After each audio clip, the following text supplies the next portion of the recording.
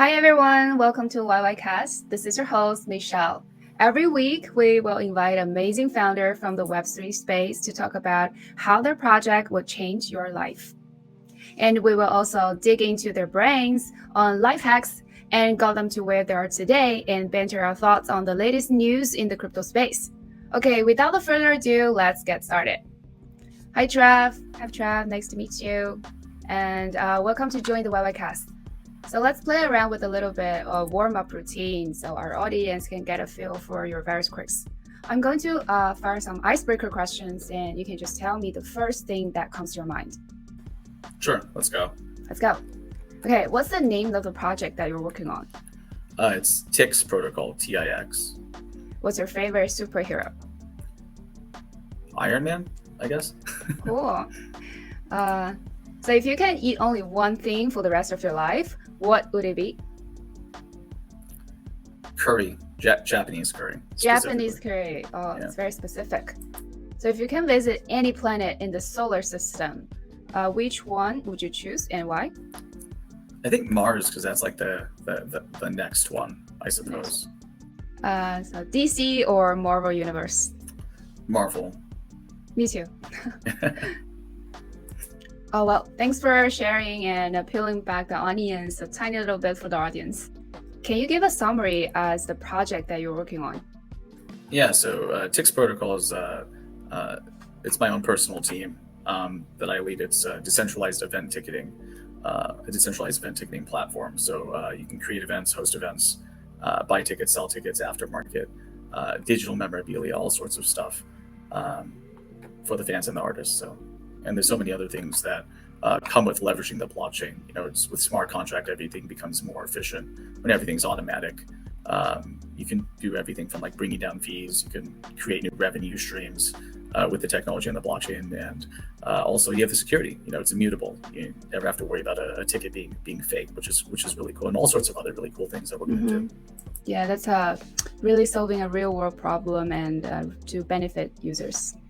And what is the problem that inspired you to work on the Tix protocol? So outside of fees, there's a lot of stuff there to solve. You know, fans want to get engaged with the artists. The artists want to engage with the fans, and we believe that the whole experience begins when you purchase the ticket. You know, really creating new experiences. If you think about it, you know, we've had QR code tickets for a while. It's been like, what, 15, 20 years, it feels like. They haven't really changed.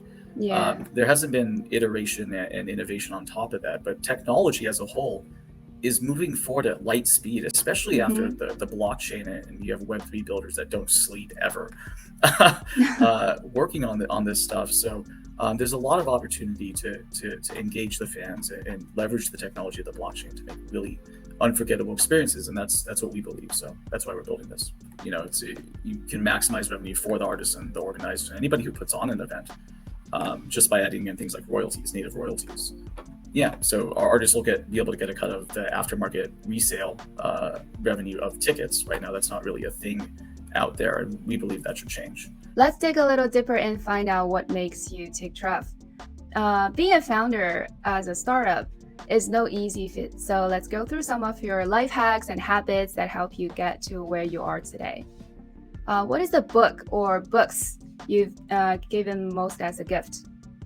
I actually have it here. I had an extra copy. All right, show me. Yeah, it's called Together is Better. It's actually a picture book.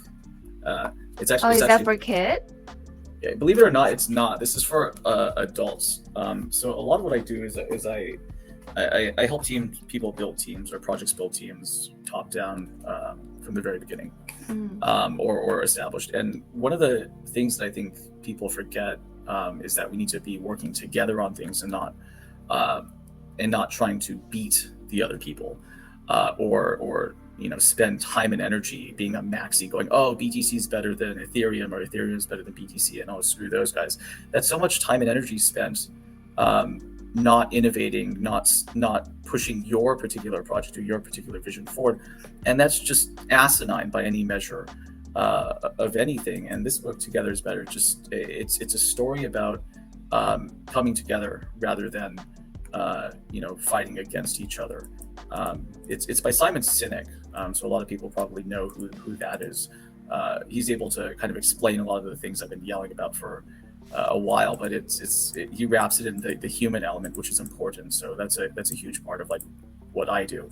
And the book was actually designed. I think it has he paid for a company that designs scents to have this scent of optimism. So you can't digitize it and send it to somebody. You have to physically give it to somebody to kind of create that human relationship, which is probably the most important thing.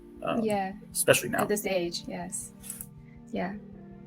I think it's really cool. Makes me think of the blockchain technology. Why is it so special? Is because this crypto industry, like people really work together. We go to different conferences, we meet people like face to face, we communicate face to face, and we build trust through that. It's not like other industry like Web2 technology, a lot of competition, and this technology is so new, so people come together and everyone work together as a whole team. So we build the infrastructure, build everything together. Sure. I mean, well, 6 months ago that wouldn't have been true. 6 months ago that would have been false, 100%. Oh, why do you say that? Because projects like to build in a silo. It's why we get a bunch of the same kinds of projects getting launched. It's why you get maxi culture. It's why you get this PvP mentality.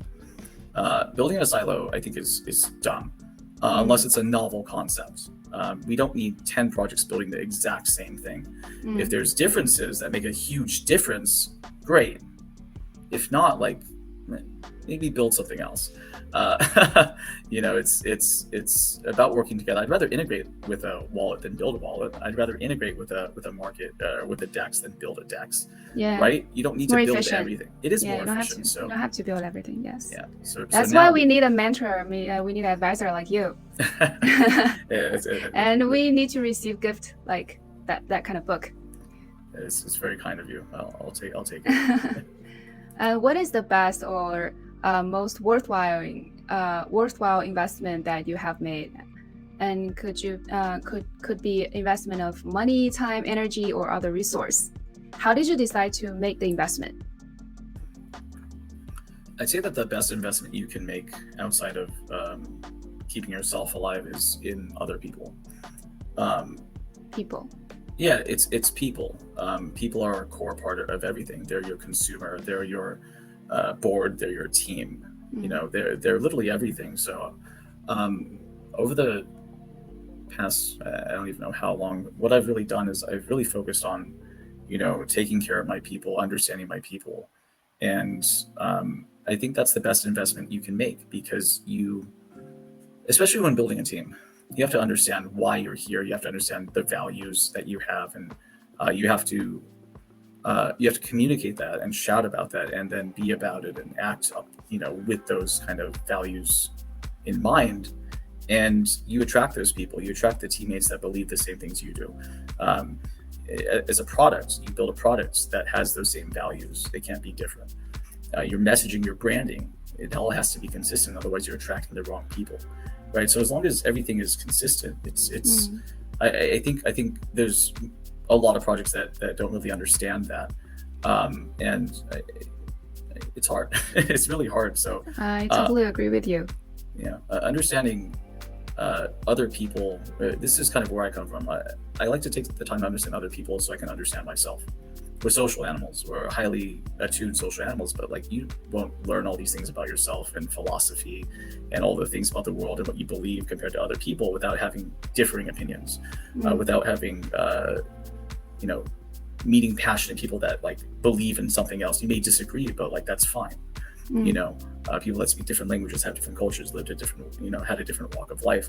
It's really important for us to meet these people and understand these things, because they all see the world differently, and that kind of shapes and molds and solidifies you as a person. But you have to be curious enough to go out there and really listen to people, and to do everything with honesty. I think is another huge part of it. So it's curiosity. Yeah, I totally agree with you, especially when you say that through knowing people or investing people, you know more about yourself. It's like looking at in the mirror. you know more about yourself, and also investing in people, investing in relationship, like especially long-term relationship, you get to build great things together. Yeah, 100%. Things that are transactional in nature, relationship-wise, aren't real, right? It has to be from a place of honesty and honesty, integrity, and you know, everything else that's good. Otherwise, you form incorrect relationships. It's really, really important to find your people or your tribe, and you'll find them eventually, as long as you're honest. Especially the people around you, like people you trust, right? You need to spend time and emotion to build that. Well, I mean, if you buy a Gucci handbag to fit in with your friends or the people that like Gucci handbags, but you actually don't like Gucci handbags, like that's dumb. Like because you're lying to those people about you being like them. So already you're starting off by lying to them, which like you've lost already. Like you've already failed this whole human element thing. So it's about being honest with yourself, being honest with the people around you. Honesty is key for all of this.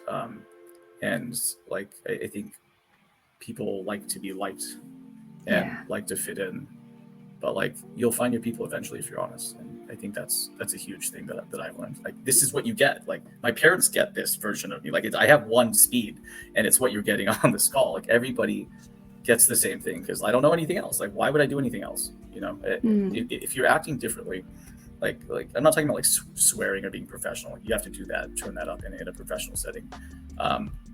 Less and less now in Web3, of course.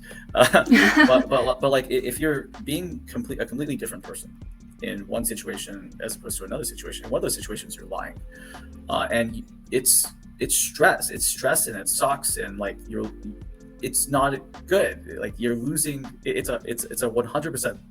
You're losing 100%. So I'm not a big fan of stuff like that. Just be who you are.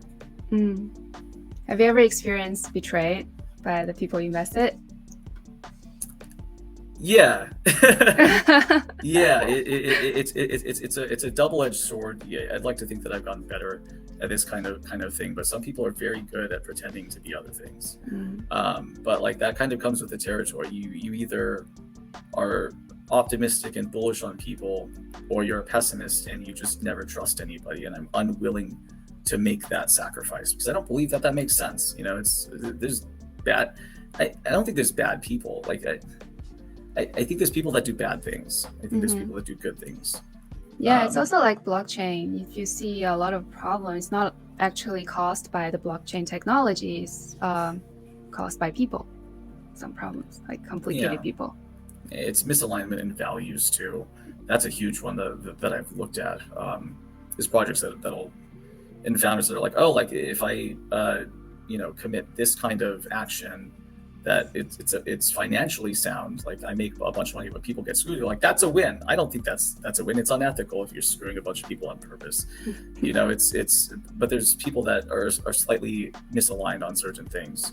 But that doesn't mean they're wrong. I think they're wrong, but like it's a matter of the individual to determine those things. Thank you for your answer.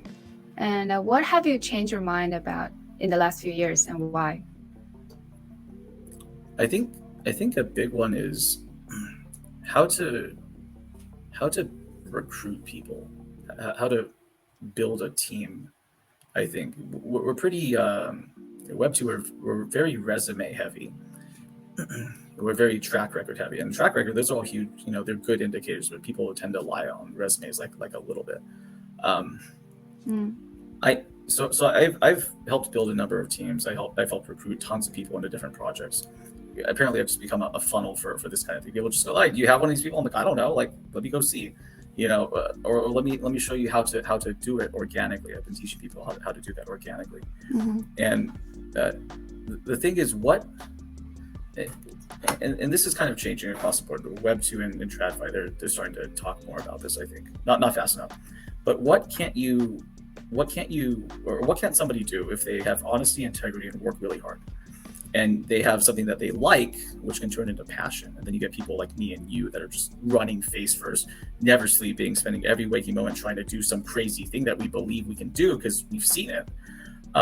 What can't you really what can't those people really do? Like realistically, like you don't need like marketing, social media. Everybody knows social media marketing. You can learn marketing, business development. That's just people, right? And some other things. If somebody can work hard and is honest, has integrity, I'd rather take somebody like that has like a very general resume, not like a whole lot of background, but I can trust them and they work really hard. I'd rather take somebody like that over like an executive from a Fortune 500 that when I ask them why they're here, they recite their resume and they can't explain why they're going to take a huge risk, take a haircut, take part of their salary in tokens or equity that will never be worth anything, most likely, to come and join our industry. Like, I don't understand. Like, if you can't answer that question, then you're not really being honest either. You're here because it's cool or because you want to make money. Like, that's sure, but like you'll probably lose because this is crypto and it's an emerging market and there's so many things we don't know. So I would say that it comes down to how to form the right relationships on a personal basis, and you can also do this at a protocol or project level basis, because it all comes down to what you believe and what your values are, and how passionate you are, and why you're taking this risk. So yeah, it's when you really tear down everything else and you just look at the individual, I think that's you'll have much more successful people on your teams, friends, protocols. Like I've had almost not a whole lot of turnover at all, if any, unless like somebody's working on two projects and like their personal project is now taking off and they're forced to leave. Like that has happened, and some of the people I've brought in. But like this is everybody. You can do this anywhere. It's not novel. It's not even complicated. But it's thinking about it the right way. Totally agree. It's not as a traditional way as anymore. Before, we looking at a lot of very heavy on resume. We're looking at their background. We check their we check their background. We check their schools resumes and the working experience and all that. And now we do interviews through Discord, just a call. And we evaluate their skills and technique by just doing a few tasks and by like working together for a period of time. You know more and more about this person, and you know how you can get along with this person and how you trust this person. Yeah, I mean, I have so many projects. They'll come to me. They're like, we need a social media person. We need this person. Like, we need to build out our team. We don't have our team built out yet. I'm like, have you even looked at like who's in your backyard? This is what I tell projects: have Twitter Spaces, talk about your idea. It's not about the product. It's about like why you're doing this. It's about what your long-term vision is. Yeah, what you long-term really vision. What's their passion? Like how you can get along with this person. Yeah, I mean, like early on, like I got annoyed that people were saying like I'm not a technical person. I'm not a dev. I can't do it. I'm like that's stupid. I'm like that's stupid. I'm not a dev. So I started yelling about it. Then somebody made a Discord called Intern Capital, and it became the intern and talent layer, the bottom layer for one of the major ecosystems. And like we didn't even try for that. Like I was pissed. And you have all these young idealistic people that all like want to get engaged, but they think they can't. The thing is, every company they need marketing, they need social media, they need business development, they need CFO and financial type people. None of that stuff is super dev heavy or technical, if at all. And all those things you can learn. You can be a moderator. How fast can you join a team? Get engaged, be a moderator. Now you're engaged. Now you're head of moderators. Now engage your social media. Now there is a conference coming up. Here comes ETH Denver, right?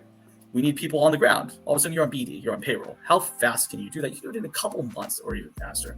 But it comes down to being honest and getting engaged.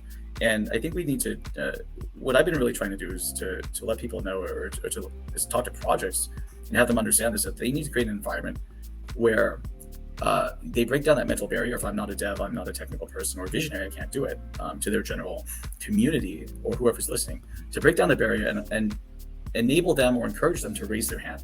And raising your hand can be just poking holes in a light paper or sending messages on Twitter or Discord or wherever, or giving opinions or whatever it is, to get engaged. But that's them raising their hand, not necessarily like, please pick on me. It's getting engaged is effectively somebody raising their hand. And it's on the projects, and this is where the problem actually lies. The project needs to understand that that's somebody raising their hand. So I tell students, get on it. Just ask if you want to jump on a Zoom call. Just not even about anything. Just get to know your people. Why is that? Something sandwich 25 always on our Twitter space. Just go talk to them. Yeah. And you can, and I've seen you can get executive level talent from this. You can get the bottom level talent. You can get the middle level talent. You never know who's there. So if you take the time to get to know your actual community, and it's not just a buzzword for you, then you can get some really cool stuff, whether it's teams, a team member, an investor, a lead, whatever it is. It's always about the people. And I think these projects, they go like, can we recruit through you? I'm like, no, like that doesn't work that way. Like, do I have somebody? Like, probably, but like, why would you want them? They don't care about your project. Find the people that care and enable them, and you'll find something really cool. You must be a really good leader. I try. It's hard, but I try, So, followers, I hope you have you have been taking notes. So I'm definitely going to take a page or two out of Trev's book. So let's move on to something current affair and see what Trev think about the latest and the greatest from the crypto space. New European Union's regulation is forcing Apple to allow third-party app store on its device, as well as a mandatory transition to USB-C in the future. It feels like a major win for users, and it has been a major challenge for crypto apps that has been having trouble being listed on current App Store for iOS devices due to current App Store policy. What are your thoughts on this? I think it's not so much about the thing. It's not so much about blockchain getting barred. It's offensive to us because it's kind of against the core ethos of Web3 about freedom and bringing down barriers and making things fair. It's just not fair. Monopoly is like, we have antitrust and anti-monopoly laws, but like, do we? They still exist, and it's a problem because it stands in the way of innovation. It stands in the way of advancing everything, us as people, as a society, technology.